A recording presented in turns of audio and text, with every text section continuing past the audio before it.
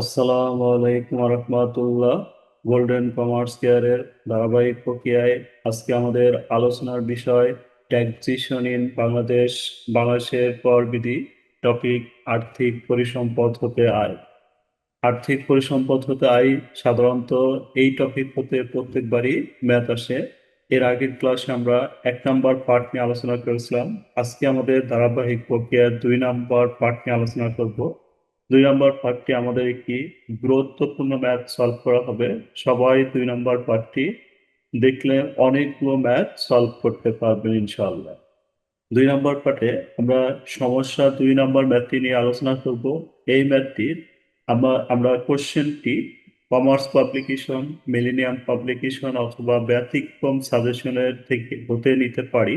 শুধুমাত্র প্রশ্নটি জাতীয় বিশ্ববিদ্যালয় 2012 সাল, 15 সাল এবং 18 সালে এসেছে। নিম্নলিখিত তথ্যাবলী হতে মিস্টার আনাস এর 2024-25 আয় বর্ষে আর্থিক পরিসম্পদ হতে মোট আয় নির্ণয় করে। কর অগ্রিম সরকারি সিকিউরিটি সুদ। আমরা 1 নম্বর ক্লাসে আলোচনা করেছিলাম কর অগ্রিম বলতে বর্তমানে কোনো সিকিউরিটি নেই। এই কর অগ্রিম থাকলেই আমরা এটাকে ধরবো হচ্ছে করযোগ্য সরকারি সিকিউরিটি সুদ। অনুমোদিত কর বাদ বাণিজ্যিক সিকিউরিটি হতে আয়। সুদের আরেকটি নাম হচ্ছে আয়। অনুমোদিত কর বাদ বাণিজ্যিক সিকিউরিটি হতে আয় হচ্ছে আমাদের 15,000। অননুমোদিত বাণিজ্যিক সিকিউরিটির সুদ হচ্ছে 10,000 টাকা। জিরো কুপন বন্ডের আয় 20,000 টাকা। কর অগ্রিম সরকারি সিকিউরিটি সুদ এবং জিরো কুপন বন্ডের আয় জিরো কুপন বন্ডের আয় আদায়ের জন্য ব্যাংক চার্জ, অর্থাৎ কর অগ্রিমের জন্য ব্যাংক চার্জ ধার্য করেছে 225 টাকা। জিরো কুপনের জন্য ব্যাংক চার্জ ধার্য করেছে 300 টাকা।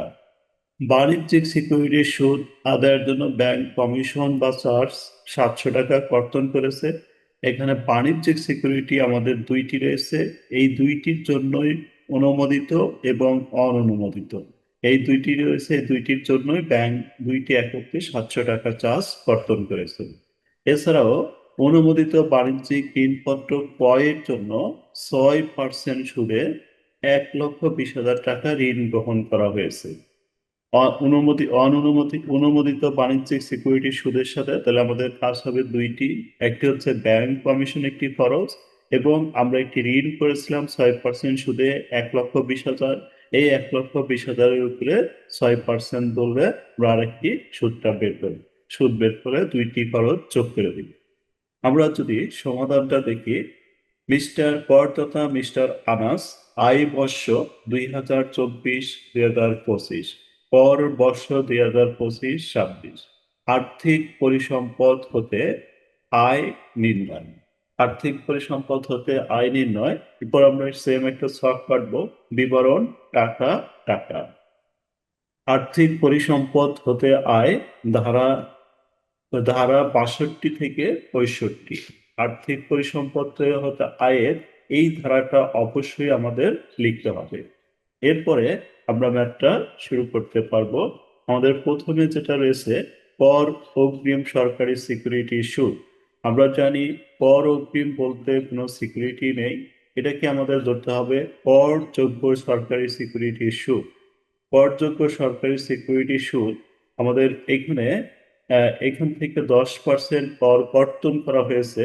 10% কর কর্তন করার পরে আমাদের 5,000 টাকা রয়েছে।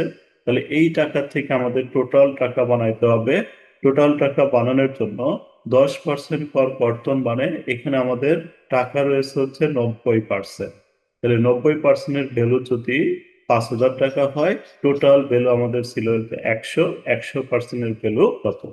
তাহলে করযোগ্য সরকারি সিকিউরিটি সুদ এই 5,000-কে আমরা 100 দিয়ে গুণন দিব এবং 90 দ্বারা ভাগ দিয়ে টোটাল টাকাতে কনভার্ট করবে। করযোগ্য সরকারি সিকিউরিটি সুদ 5,000 গুণন 100/90। এটা আমরা প্রথম ঘরে লিখবো 5,556 টাকা। কেন প্রথম ঘরে লিখবো? এটির সাথে আমাদের একটি খরচ রয়েছে, যে খরচটি আমাদের সেপারেটলি দেওয়া রয়েছে। কর অগ্রিম সরকারি সিকিউরিটি সুদ আদায়ের জন্য 225 টাকা ব্যাংক চার্জ ধার্য করেছে। তাহলে এইখান থেকে আমাদের 225 টাকার চার্জটা বাদ দিলে আমাদের করযোগ্য সরকারি সিকিউরিটি নিট সুদ বের হবে।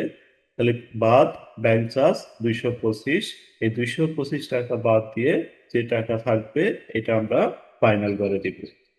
ব্যাংক চার্জ যদি আমাদের সবগুলো সুদের জন্য একসাথে দেওয়া থাকতো তাহলে আমরা একদম শেষে যা ব্যাংক চার্জ কাজ করতাম। ব্যাংক চার্জ যদি আমাদের সেপারেট সেপারেট দেওয়া থাকে তাহলে প্রত্যেকটা এন্ট্রি সেপারেট সেপারেটে সুদটা বাদ দিত, যেটা আমরা এর আগের অঙ্কে 1 নাম্বার ম্যাথে সবগুলো সুদ একসাথে থাকলে কিভাবে করতে হবে 1 নাম্বার ম্যাথে আমরা দেখিয়েছিলাম।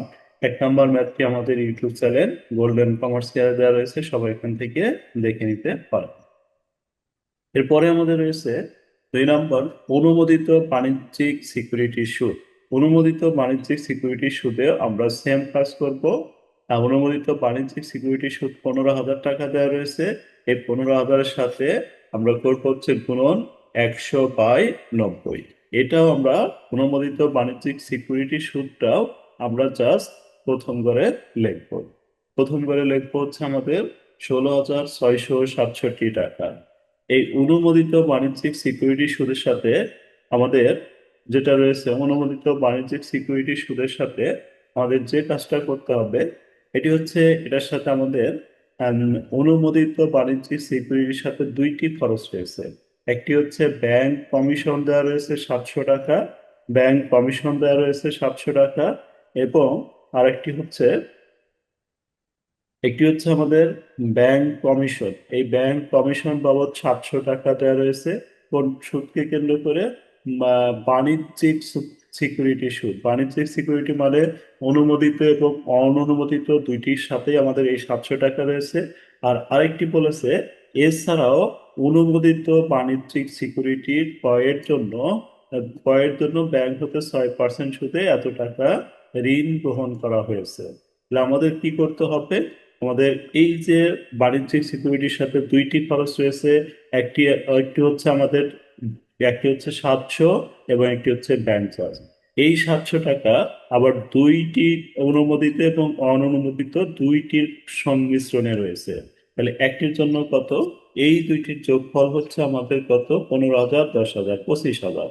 অর্থাৎ এই 25,000 টাকার জন্য আমাদের ব্যাংক চার্জ দেওয়া রয়েছে হচ্ছে 700 টাকা। তাহলে আমরা যদি সেপারেট করি, 1 টাকার জন্য আমাদের ব্যাংক চার্জ কত হবে? 1 টাকার জন্য হবে 700/25,000। এরপরে আমাদের যেটা রয়েছে, অর্থাৎ অনুমোদিত বাণিজ্যিক সিকিউরিটি সুদ রয়েছে এত টাকা। তাহলে এই টাকাটার জন্য ব্যাংক চার্জ হবে কত কত? 700/25,000 গুণন এত। তাহলে আমরা এটার সাথে বাদ ব্যাংক চার্জ। তাহলে ব্যাংক চার্জটা আমরা কি করব?